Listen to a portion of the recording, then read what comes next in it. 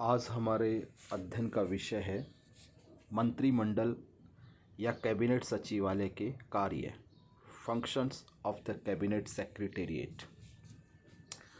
मंत्रिमंडल या कैबिनेट सचिवालय का प्रमुख कार्य केंद्रीय मंत्रिमंडल को सचिवालयी एवं प्रशासनिक सहायता सुलभ करवाना है। भारत सरकार के कार्य आवंटन नियम 1961 में कैबिनेट सेक्रेटेरिएट के प्रमुखतः दो कार्य बताए गए हैं। प्रथम, मंत्रिमंडलीय समितियों को सचिवालय या प्रशासनिक सहायता प्रदान करना, और द्वितीय, रूल्स ऑफ बिजनेस अर्थात कार्य नियम बनाना। सारतः इस मंत्रिमंडल सचिवालय के कार्य इस प्रकार हैं। प्रथम, मंत्रिमंडल को सचिवालय या प्रशासनिक सहायता सुलभ करवाना। देखिए, मंत्रिमंडल सचिवालय का प्रमुख दायित्व है कि वह केंद्रीय कैबिनेट को प्रशासनिक, सचिवालय तथा मंत्रालयिक सहायता सहित विभिन्न सरकारी समस्याओं पर यथासंभव परामर्श प्रदान करे।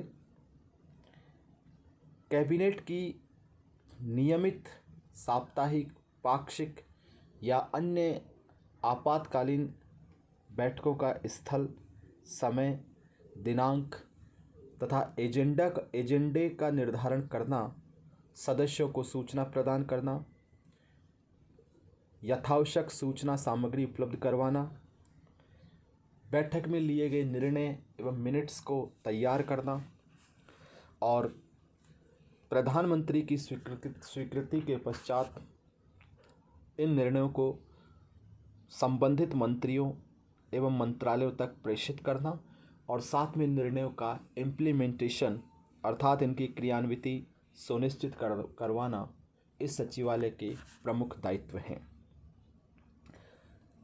भारत सरकार कार्य आवंटन या कार्य निर्धारण नियम 1961 का निर्माण एवं संशोधन करते हुए ये सचिवालय भारत सरकार के मंत्रालयों या विभागों के दायित्वों का निर्धारण सुनिश्चित करता है। दूसरा, कैबिनेट समितियों को प्रशासनिक सहायता प्रदान करना।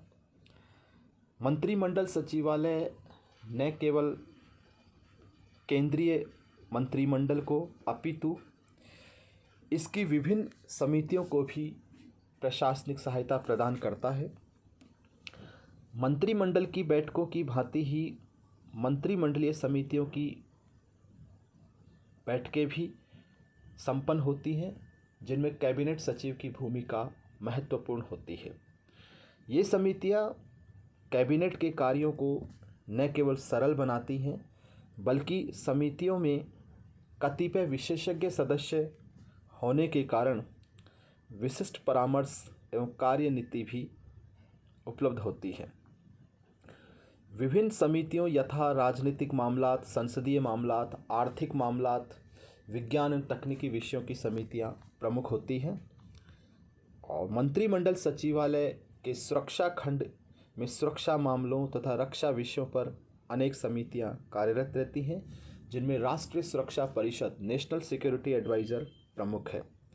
ये राष्ट्रीय सुरक्षा परिषद रक्षा मंत्री की समिति, सेनाध्यक्षों की समिति और सैन्य मामलों की समिति के साथ मिलकर नीतिगत निर्णय करती है। मंत्रिमंडल समितियों को ये सचिवालय इस रूप में सहायता देता है कि कार्य सूची अर्थात एजेंडे का संबंधित मंत्रिमंडल तक वितरण, एजेंडे के अनुसार यथावश्यक दस्तावेजों का संग्रहण एवं संबंधित तक प्रेषण, लिए गए निर्णयों का अभिलेख अर्थात रिकॉर्ड रखना, प्रधानमंत्री की स्वीकृति के उपरांत निर्णयों का संबंधित तक प्रेषण, और यथावश्यक मॉनिटरिंग यानी प्रबोधन एवं फीडबैक लेना। अगला बिंदु है राष्ट्रीय सुरक्षा से संबंधित कार्य। देखिए, भारत की आंतरिक और बाह्य सुरक्षा को सुनिश्चित करने का दायित्व प्रतिरक्षा मंत्रालय तथा गृह मंत्रालय को सौंपा गया है, किंतु ये सचिवालय इन दोनों मंत्रालयों के मध्य सामंजस्य एवं समन्वय स्थापित करने के साथ साथ देश की गुप्तचर एजेंसियों जैसे रॉ के माध्यम से भी सुरक्षा संबंधी तथ्य एकत्र करवाता है। प्रायोजित आतंकवाद हो, सांप्रदायिकता, वैमनस्यता, अलगाववाद, इन सब से जूझने के लिए कैबिनेट सचिवालय विभिन्न प्रकार की रणनीतियों, स्ट्रैटेजी तथा गुप्त कार्य योजनाएं तैयार करवाता है और इस कैबिनेट सचिवालय के पास स्वयं का आसूचना तंत्र भी कार्य करता है। नेक्स्ट, महत्वपूर्ण व्यक्तियों की सुरक्षा। सत्तारूढ़ प्रधानमंत्री, पूर्व प्रधानमंत्रियों, अति विशिष्ट राजनेताओं, प्रतिपक्षी नेता, मंत्री तथा अन्य महत्वपूर्ण व्यक्तियों की सुरक्षा की जिम्मेदारी गृह मंत्रालय सहित कैबिनेट सचिवालय की भी होती है। विभिन्न श्रेणियों जैसे वाई श्रेणी, जेड श्रेणी, जेड प्लस श्रेणी की सुरक्षा प्राप्त व्यक्तियों के लिए कमांडो, अन्य साजो सामान और खतरनाक मंसूबों से निपटने की कार्य योजना भी सचिवालय प्रदान करता है।